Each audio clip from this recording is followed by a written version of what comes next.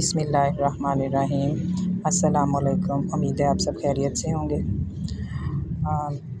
आज हम exercise 2.12 start करेंगे। 2.1 हमारी कंप्लीट हो गई है। इसका फर्स्ट क्वेश्चन जो है, express each of the following in logarithmic form.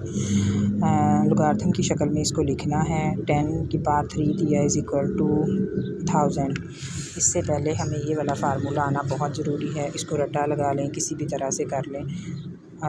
A Y is equal to X, यानी ए की पावर होगी वाई और इज़ इक्वल टू एक्स। और इसको हमने जब लॉगरिथम की शक्ल में लिखना है तो हम लॉग ए एक्स बराबर है वाई के, यानी ये ए जो है ये इस जगह पे ले आएंगे, एक्स इसकी पावर बन जाएगी और वाई दूसरी साइड पे चला जाएगा। ये 2.2 का जो फर्स्ट पार्ट है ये सारे का सारा ऐसा होना है। मैंने 1-2 क्वेश्चन आपके लिए कर लिए हैं, बाकी आप खुद सॉल्व कीजिएगा। क्वेश्चन नंबर 1 का फर्स्ट पार्ट जो है वो है 10 की पावर 3 इज़ इक्वल टू 1000। तो मैंने शो किया हुआ है यहाँ पे, जो बेस है वो ए है, इसकी पावर जो है वो वाई है और इज़ इक्वल के पास जो हमारे पास रकम है वो एक्स होगी।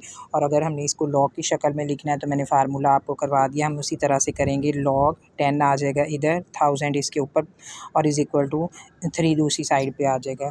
इसी तरह से 28 इज़ इक्वल टू 256 है, इसमें भी हम इसी तरह से कन्वर्ट करेंगे इसे। फिर उसके वो हो जाएगा हमारे पास log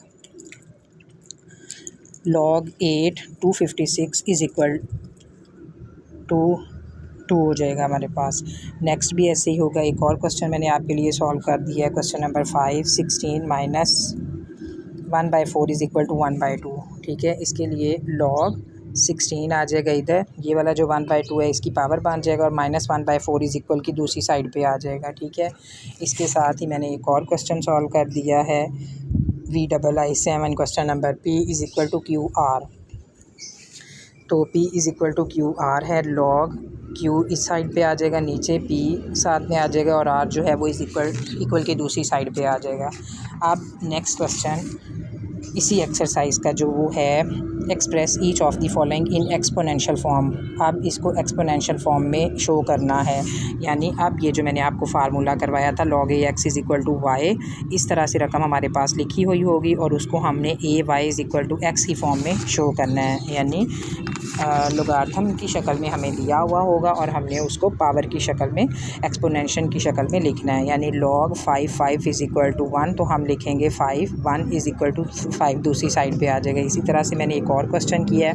log 5 125 is equal to 3, तो ये 5 इधर आ जाएगा, 3 इसकी पावर बन जाएगी और 125 जो है वो इक्वल के दूसरी साइड पे चला जाएगा। ठीक है, इसी तरह से इससे रिलेटेड ये जो सारे क्वेश्चन हैं बहुत ईजी हैं, आपने खुद कर लेने हैं। अब है क्वेश्चन नंबर 3 जो कि बहुत अहम है पेपर के पॉइंट ऑफ व्यू से भी। इसमें से ज़रूर एक क्वेश्चन पेपर में आएगा एनुअल में, एक्स की वैल्यू फाइंड आउट करने के लिए। Find the value of x in each of the following. Number 1 जो है log x 64 is equal to 3। ठीक है, ये फिर से वही फार्मूला लॉग ए एक्स बराबर है वाई की शक्ल में लिखा हुआ है। पहले हमने इसको हमारे पास लिखा हुआ ये एक्सपोनेंशियल फॉर्म में है, सॉरी लॉगरिथम की शक्ल में है, इसको एक्सपोनेंशियल फॉर्म में हम पहले कन्वर्ट करेंगे। मैंने कुछ क्वेश्चन सॉल्व करके रखे, पहले से ही कर लिए थे। मेरी कोशिश थी कि ये क्वेश्चन जो है वो बहुत ज़्यादा इंपॉर्टेंट है, लिहाजा ये सारे ही आपको सॉल्व करवाऊँ। Log x 64 is equal to 3, तो हमने क्या करना है, जब इसको हमने एक्सपोनेंशियल फॉर्म में लिखना है तो हमने x3 इज़ इक्वल टू 64 कर देना है। 64 की हमने फैक्टराइजेशन इस तरह से करनी है कि अगर x की पावर 3 है तो हम 8 8 से 64 यानी 8 8 64 ना करें, बल्कि 4 4 16 और 16 4 64 के हिसाब से करें, ताकि वो पावर उसकी 4 की पावर 3 बन जाए, 3 3 से कटिंग हो जाए और x इज़ इक्वल टू 4 आ जाए। अब नेक्स्ट क्वेश्चन जो है वो हमारे पास है लॉग 5 1 इज़ इक्वल टू एक्स। तो इंतहाई सिंपल क्वेश्चन है। लॉग 5 1 इज़ इक्वल टू एक्स, लॉग 5 इज़ इक्वल टू 1 हम लिखेंगे एक्सपोनेंशियल फॉर्म में। 5 जो ये 1 है, बच्चे यहाँ पे मिस्टेक करते हैं।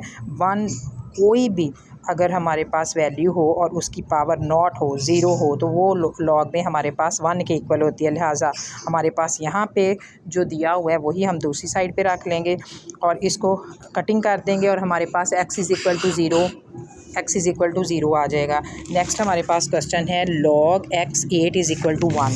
ठीक है, उसको भी हम सॉल्व करेंगे।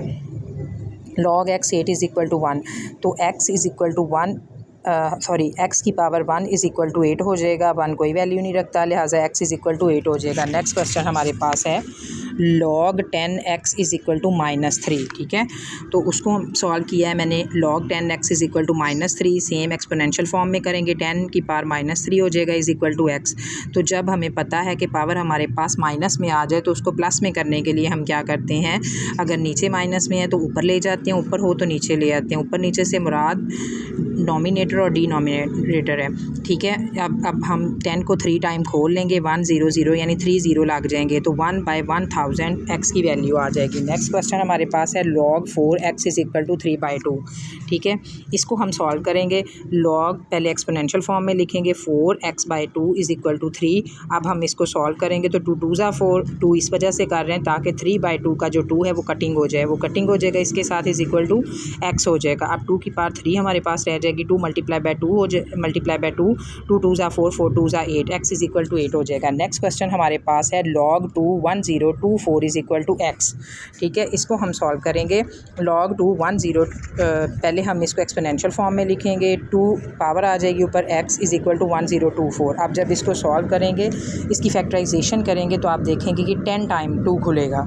ठीक है, यानी 2 2 4, 4 2 8, 8 2 16, 16 2 32, 32 2 64, 64 64 128, 128 128 256, 256 2 200 512 और 512 2 1024। ठीक है, 1024 आ जाएगा। हम इसको 2 की पावर 10 कर देंगे, 2 नीचे से दोनों का कटिंग हो जाएगा। हम इसकी और भी फैक्टराइजेशन कर सकते थे, लेकिन कटिंग हमने 2 करना था, इस वजह से हमने 2 के टेबल पे इसकी फैक्टराइजेशन की है और x इज़ इक्वल टू 10 बच जाएगा। आज हमने एक्सरसाइज 2.2 की है।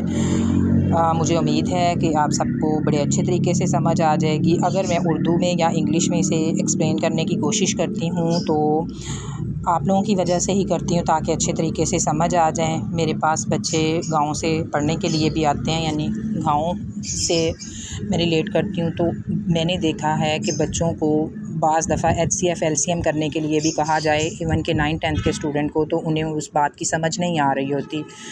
मेन मकसद ख़ुद को शो करना नहीं है कि हमें इंग्लिश आती है या हम इस तरह से करवा सकते हैं। मेन मकसद ये है कि जिस मकसद के लिए करवाया जा रहा है बच्चों को, आया उन्हें समझ आ रही है। अगर बच्चों को समझ आ रही है तो हमारा मकसद पूरा हो गया, और अगर नहीं आ रही, बच्चों के लेवल पे जाके हम नहीं करवा सके, तो हमारा टीचिंग मेथड ठीक नहीं है, हमें ये काम छोड़ देना चाहिए।